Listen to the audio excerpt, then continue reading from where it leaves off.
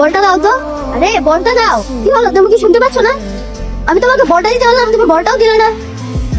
আবার এমন করে টাকা আসো কেন? প্লিজ মেরো না। ও তোমার মতো কথা বলতে পারে না, কানে শুনতে পায় না। আমরা এখানে নতুন আসছি তো, তাই ওর কোনো বন্ধু হয়নি এখনো। ওকে মেরো না বাবা প্লিজ। আমি এখন থেকে তোমার বন্ধু। তোমার নাম কি? ওর নাম হচ্ছে তুলনা। তোমার নাম কি বাবা? আমার নাম রিশাদ। আর এই পাশের ফ্ল্যাটে কি? ও আচ্ছা, মা দেখছিস, হেই, প্রথম দিনেই তোর কেমন একটা ভালো বন্ধু হয়ে গেল। তুমি এখন থেকে সবসময় আমার সঙ্গে খেলবে, আমরা একসঙ্গেই খেলবো। সেই 9 বছর আগে থেকে পরিচয়, তবে সম্পর্কটা এখন শুধুমাত্র বন্ধুত্ব আর খেলার সাথে সীমাবদ্ধ নেই।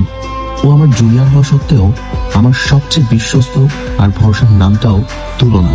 সেই দুপুরবেলায় খাতাগুলো দিয়ে গেছি, ভাবছি এত করে লিখে শেষ করে ফেলবি, তা না, মহারানী পুরো বিকাল পরে ঘুমাইছে। আমার কথা কি কোনো দাম নাই তোর কাছে? কারেন্টে ফাঁস করে একটা লাগাবো, তারপর দেখবি দাম কই যায় না যায়। তাড়াতাড়ি লেখ। পারবো না, নিজেরটা নিজে লিখো। আমার যদি তোর মতো ধৈর্য থাকতো তাহলে কি তোর হাত পা ধরতাম আমি? প্লিজ একটু তাড়াতাড়ি লিখ না। এত করে বলছে ছেলেটা একটু লিখে দে নয়, এমন করছিস কেন? তো আন্টি আমার পক্ষ নিবে না? আন্টি খুব ভালো করেই জানে আমি ভালো ছেলে, তাই না আন্টি? আর একটু ভালো করে বলেন না আন্টি, একটু দয়া করে লিখে দে। কালকে আমার এগুলো জমা দেওয়া লাগবে। এগুলো যদি কালকে জমা না দিয়ে আমার সব মার্ক কাইটা নিবে, বুঝতেছিস? লাগলে আরেকদিন আমার সাথে ঝগড়া করিস, মারামারি করবো। প্লিজ দয়া করে লিখ। পিৎজা পিৎজা খাবি? ঠিক আছে তাই খাওয়াবো। দেখা শেষ কর, আমি খাওয়াবো, প্রমিস।